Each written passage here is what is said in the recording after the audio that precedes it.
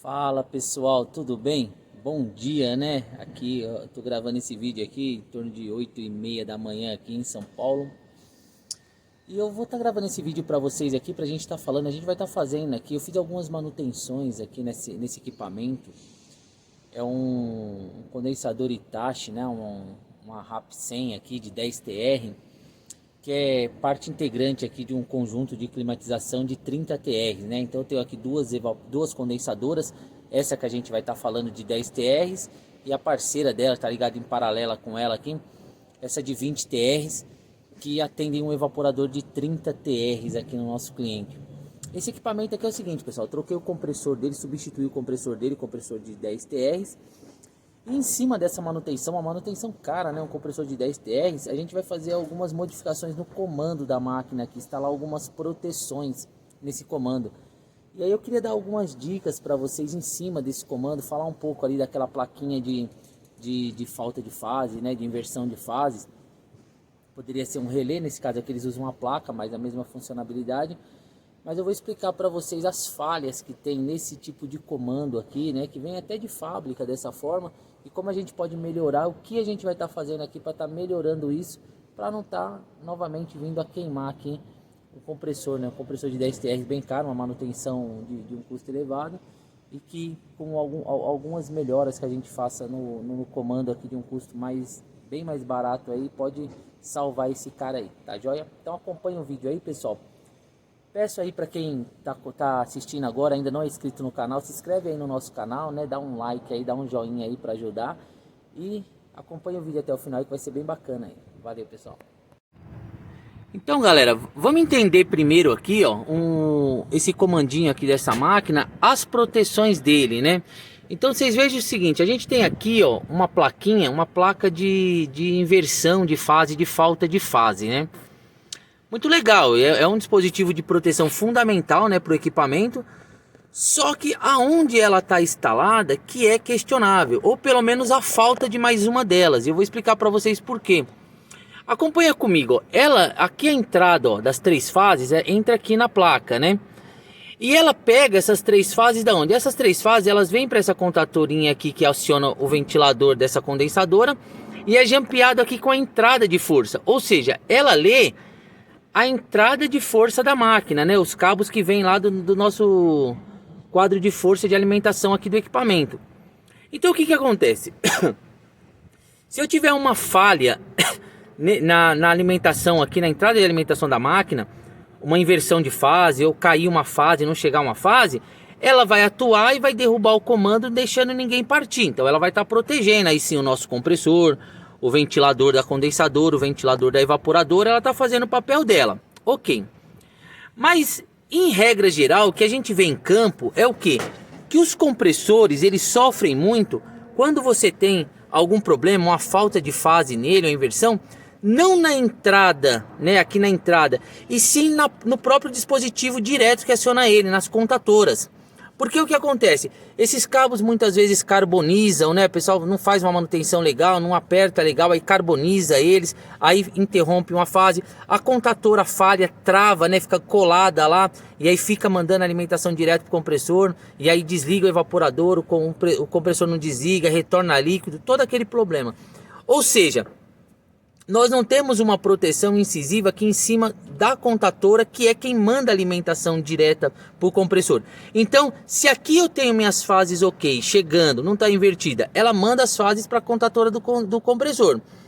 Do compressor, da saída da contatora do compressor, vai lá para o compressor e liga ele. Se eu tenho uma falha nesse sistema, a minha placa de inversão de fase não atua, ninguém atua em cima disso. Alguns equipamentos mais antigos tinham o relézinho térmico embaixo também, né? Os mais novos não se utilizam e hoje em dia, na verdade, nem é indicado utilizar, porque você já tem um térmico nos compressores também. Mas esses térmicos que iam aqui davam muito problema também, eles quebravam, né, um pino deles e interrompiam uma fase também. Então o relé não atua porque ele liga na entrada e você falta fase no compressor, o que gera queima do compressor.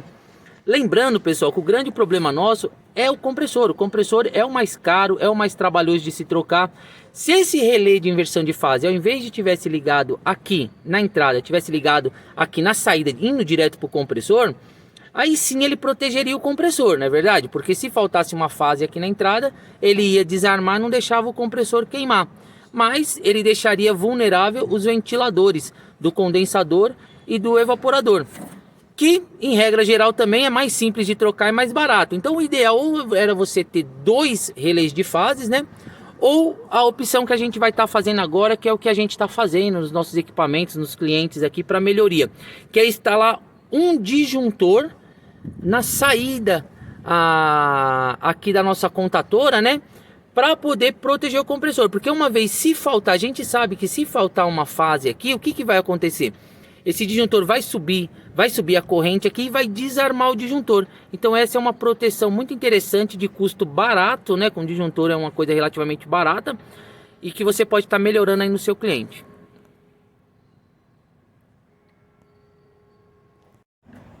Pessoal, o primeiro passo aqui, a gente vai substituir essa contatora, né? Que na verdade ela tá com problema, né? Ela tá travada aqui, então a gente vai estar substituindo ela e aí instalando aí o disjuntor no dispositivo aí. Vocês vão acompanhando conosco aí.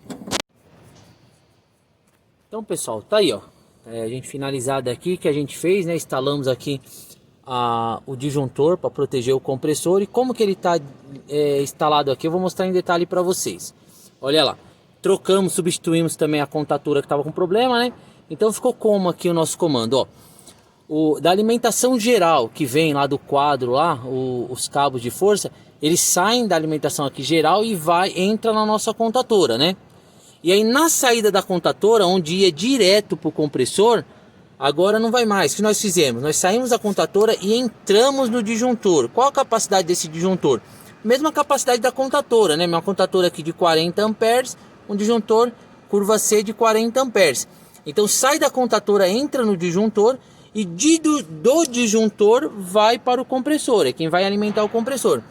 Isso vai me auxiliar em quê? Se tiver um problema aqui na contatora, uma queda de fase aqui, a contatora grudar, alguma coisa acontecer, que o compressor começar a subir a corrente dele, o disjuntor já desarma, não deixa passar mais corrente para o compressor. Aí eu estou protegendo o meu compressor. Para o pessoal que é mais novo na área, está começando agora, está aprendendo, vai aí essa dica. Por que a gente está fazendo isso? Porque é muito recorrente esse problema na contatora. A contatora interrompeu uma fase, né? E aí não tem a proteção, como eu falei no começo do vídeo lá, do relé de falta de fase. Aqui, como eu falei no começo do vídeo, você poderia também estar instalando um relé de falta de fase dessa forma também. Ao invés de estar colocando um disjuntor, poderia estar colocando um relé de falta de fase aí, para estar fazendo essa proteção. Aqui nós achamos melhor colocar o disjuntor mesmo. Então fica essa dica aí. O pessoal que já é mais velho na área entende bem o que eu estou falando, que dá muito problema aqui. Dessa forma a gente garante. Um detalhe, pessoal, muito importante que você tem que se atentar, e toda vez que for mexendo em uma máquina, analisar o comando, é que esse disjuntor aqui, ele é um disjuntor, como eu estou falando, só para proteger o compressor. Ele não está desligando nada no sistema. Então pode um mecânico desavisado chegar, vir olhando, o disjuntor geral está aqui, sair desligando e meter na mão aqui nos contatos, e tá tudo energizado aí, tomando um tranco, né, pessoal? Então a gente tem que analisar primeiro. Esse disjuntorzinho é o disjuntorzinho de comando da máquina, né? Ele já estava na máquina, como vocês viram anteriormente no vídeo. A gente instalou apenas esse disjuntor para proteger lá o nosso compressor.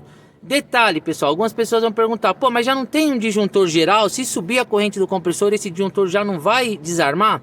O que acontece, galera, é que esse disjuntor geral, ele assume a capacidade do compressor, do motoventilador da condensadora e do motoventilador do meu evaporador, que é um motor grande lá, né? Eu tenho um evaporador lá de 30 TRs. Então a corrente é muito superior. Esse cara aqui está trabalhando lá com um disjuntor de 100 amperes, né? Então, a carga aqui do meu compressor é 40 amperes só. Então até aquele cara derrubar, o compressor às vezes já fritou, e é o que acontece na prática, né? Então por isso que a gente está instalando esse sistema auxiliar aqui. Fica a dica aí para quem já teve esse problema, você pegar esse problema recorrente aí nos seus clientes, fazer esse tipo de jogada aí. Valeu, galera, obrigado, hein?